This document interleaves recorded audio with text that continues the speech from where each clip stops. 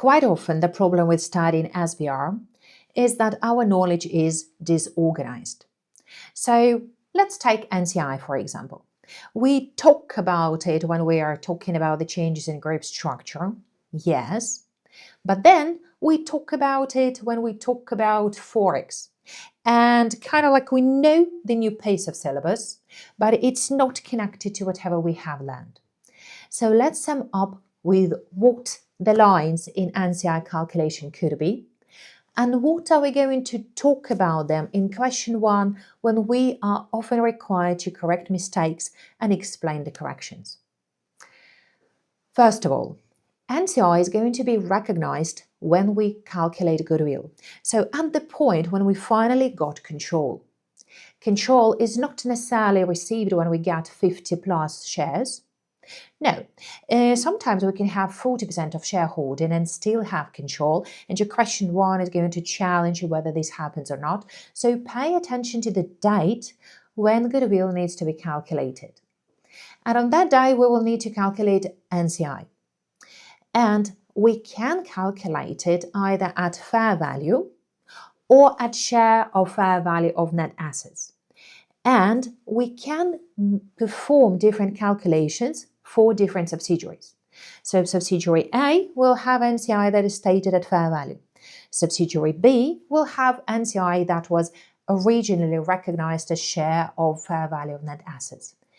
That is fine.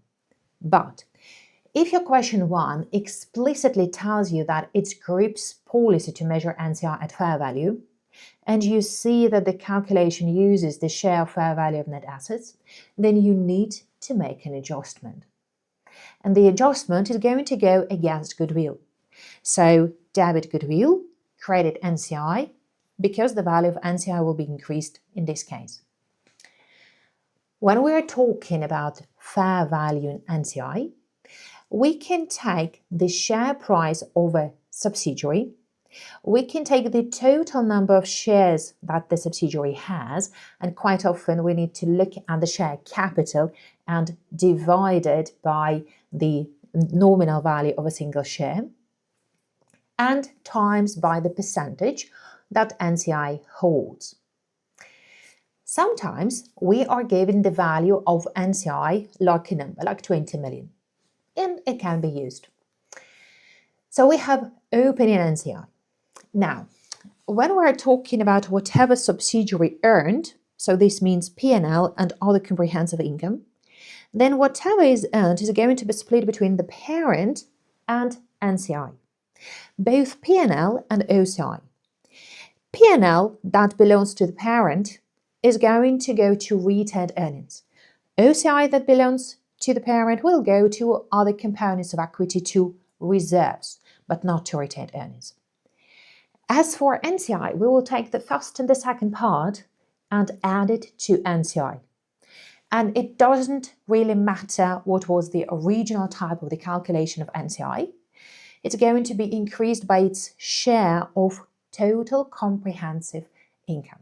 So the total change of the difference in net assets.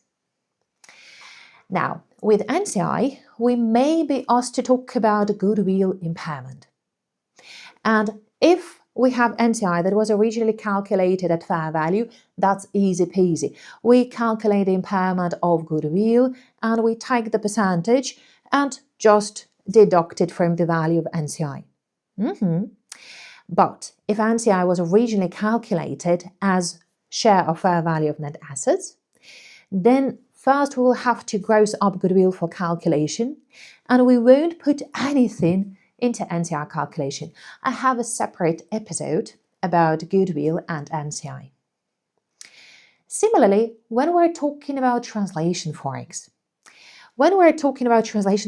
in respect of goodwill, then if NCI was originally calculated at fair value, this means that we are going to share this forex, this translation difference, with NCI. If NCI was originally calculated as a share of fair value of net assets, then it has nothing in respect of goodwill, so no forex, no translation. But as for forex, as for translation differences for net assets, like the usual net assets, these will always be shared with NCI. Now, what else could happen? Well, NCI can also get its share of PURP, provision for unrealized profit. And we are going to do that when subsidiary is the seller. If subsidiary is the seller, then NCI will get its share of PURP. And I had a separate episode discussing how PURP can be calculated. But please be attentive. If you have already put it into net assets calculations and you calculate the increase in NCI as the difference between net assets at the purchase date and the reported date, then the PURP has already been accounted for, so no further adjustment is needed. This further separate adjustment will be needed only if you add the subsidiaries P&L and OCI that state in their statement of total comprehensive income in the standalone one. And that is basically it. This is how we calculate NCI, and NCI, of course, is going to be increased by the new subsidiary, and of course is going to be increased or decreased by changes in control. And final and super important is that sometimes subsidiaries pay dividends. And when we're talking about dividends that are paid to the group, to the parent, is just left pocket, right pocket situation. So we are going to eliminate them. But if the dividend is paid to NCI, then it has to reduce the value of NCI. So we are going to deduct it from NCI calculation at the reporting date. We are also going to put it as the cash outflow from our statement of the consolidated statement of cash flows. We are going to put it as outflow in financing activities, not investing, financing, because we're paying NCI for financing part of the tables, chairs, and whatever we have in respect of this subsidiary. And that is basically it. And this is how NCI is calculated, and I hope it was useful to you. And see you next. Subscribe not to miss new episodes.